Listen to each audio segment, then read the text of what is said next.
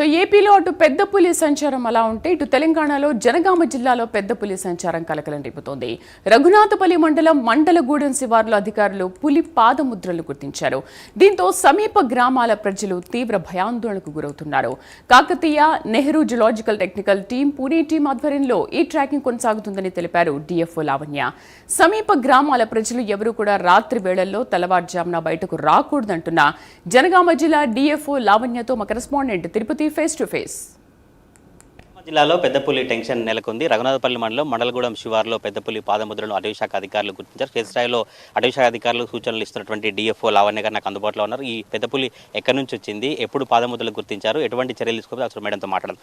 Madam, ఎప్పుడు పాదముద్రలు గుర్తించారు, ఎంత వయసు ఉంటుంది పెద్దపులి, ఎక్కడి నుంచి ఎటువైపు నుంచి వచ్చింది? సో మనకి గత నిన్నటి నుంచి మనకి జనగాం జిల్లాలో పులి సంచారం అనేది గుర్తించడం జరిగింది. సో మనకి ఇది మహారాష్ట్ర సైడ్ నుంచి వచ్చింది, ఐదర్ తిప్పేశ్వర్ ఆర్ చంద్రపూర్ నుంచి వచ్చిందని మనము అనుకుంటున్నాము. ఎగ్జాక్ట్ లొకేషన్ మనకి ఇంకా తెలియదు. సో మనకి ఈరోజు కూడా ఇక్కడ ఒక క్యాటిల్ కిల్ రిపోర్ట్ చేయడం జరిగింది. మనకి ట్రాకింగ్ ఇంకా జరుగుతూ ఉంది. సో ఈవినింగ్ వరకు అది ఏ పాసిబుల్ డైరెక్షన్లో వెళ్ళగలిగింది అనేది మనం కన్ఫర్మ్గా చెప్పగలుగుతాం. యాదాద్రి నుంచి లింగలగనపూర్లో సంచరించిన పులి ఇదేనా మేడం, ఇంకా వేరే పులి? ఇదే టైగర్ మనకి యాదాద్రి నుంచి రావడం జరిగింది. సో యాదాద్రిలో మూవ్మెంట్ అయిపోయిన తర్వాత ఇట్ ఎంటర్డ్ జనగాం జిల్లాకి రావడం జరిగింది. ఇప్పటివరకు ఎన్ని లేగదూడలను చంపింది, ఎటు నుంచి ఎటువైపు వచ్చింది, పెద్దగా ఏం చెప్తారు మొత్తం? సో మనకి జనగాంలో ఇప్పటివరకు ఈరోజే క్యాటిల్ కిల్ జరిగింది.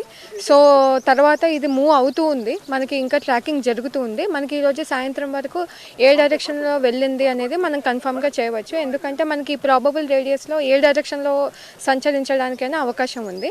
కాకపోతే ఇప్పుడు మనకి పాదముద్రలు బట్టి ఎటు వెళ్తుంది అనేది మనం చెప్పడానికి కొంచెం సమయం పడుతుంది. ట్రాకింగ్ కోసం ఎటువంటి చర్యలు ఇస్తున్నారు, ఎంతమంది సిబ్బంది పాల్గొంటున్నారు, ప్రజలకు ఎట్లా అప్రమత్తం చేస్తారు, ఏం చెప్తారు? సో మనకి ట్రాకింగ్ కోసం మన ఫారెస్ట్ డిపార్ట్మెంట్ స్టాఫ్ అండ్ అట్లాగే మనకి కాకతీయ జూలాజికల్ పార్క్ నుంచి rescue team, Hyderabad zoo park నుంచి రెస్క్యూ టీము, అట్లాగే మనకి పూణే నుంచి స్పెషలైజ్డ్ టెక్నికల్ టీమ్స్ అందరూ ఫీల్డ్లో ఉన్నారు.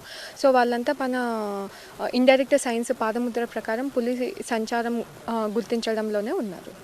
ఈ పెద్ద పులి వయసు ఎంత ఉంటుంది మేడం, ఎక్కడి నుంచి వచ్చింది, దాని ఫుడ్ కావచ్చు, ఆహారం ఎట్లా ఉంటుంది, ఒక లెగదీవులను చంపిన తర్వాత మళ్ళీ ఆహారం తీసుకున్నటువంటి వ్యవధి కావచ్చు, సమయం ఎట్లా ఉంటుంది?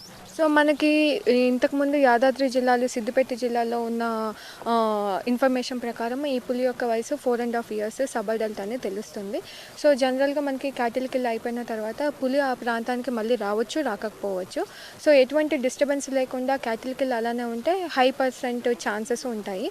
బట్ ఏదైనా డిస్టర్బెన్స్ ఉంటే పులి కొంచెం అలర్ట్గా ఉంటుంది కాబట్టి మళ్ళీ ఆ అవకాశానికి రాక ఉండే ఛాన్సెస్ ఎక్కువగా ఉన్నాయి. ట్రాకింగ్ కోసం ఎన్ని కెమెరాలు ఏర్పాటు చేస్తున్నారు, ఎట్లా ఉండబోతుంది, ఎప్పటిలోగా మీరు పులిని పట్టుకుంటారు, ఏం చెప్తారు?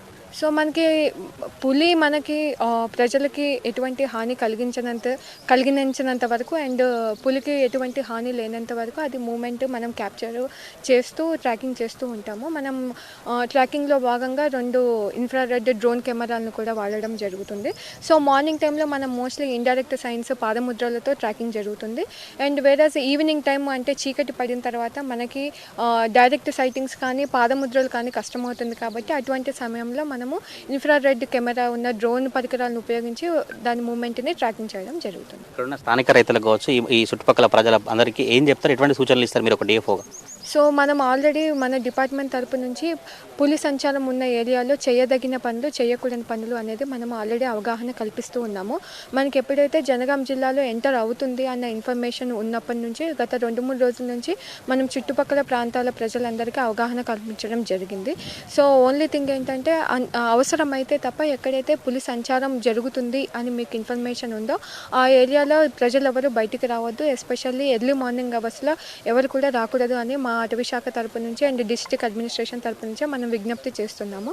So the major objective of the forest department మనకి పులి భద్రత అండ్ ప్రజల భద్రత 2 ఈక్వల్గా ఇంపార్టెంట్ కాబట్టి ప్రజలందరూ ఈ విషయంలో అటవీ శాఖకి సహకరించి అండ్ పులికి ఎటువంటి హాని కలగకుండా, ప్రజలకి ఎటువంటి హాని కలగకుండా ఉండడానికి మాకు సహకరిస్తారని విజ్ఞప్తి చేస్తున్నాం. ఇది డిఎఫ్ఓ లావణ్య గారి అభిప్రాయం. అయితే జనగామ జిల్లాలోని రఘునాథపల్లి మండలం మండలగూడెంలో ట్రాకింగ్ కోసం అయితే చర్యలు తీసుకున్నాం. ఇప్పటికే అటవీ శాఖ అధికారులు కావచ్చు, ఇతర టీమ్స్ అంతా కూడా క్షేత్రస్థాయిలో పర్యటిస్తారు. ఇటు ప్రజల భద్రత కావచ్చు, ఇటు పులి భద్రత కాపాడే విధంగా చర్యలు తీసుకుంటున్నట్టు డిఎఫ్ఓ లావణ్య గారు చెప్తున్నటువంటి పరిస్థితులు కనబడతా ఉన్నాయి. కెమెరా పర్సన్ పవన్తో తిరుపతి ప్రైమ్ న్యూస్ జనగామ నుంచి.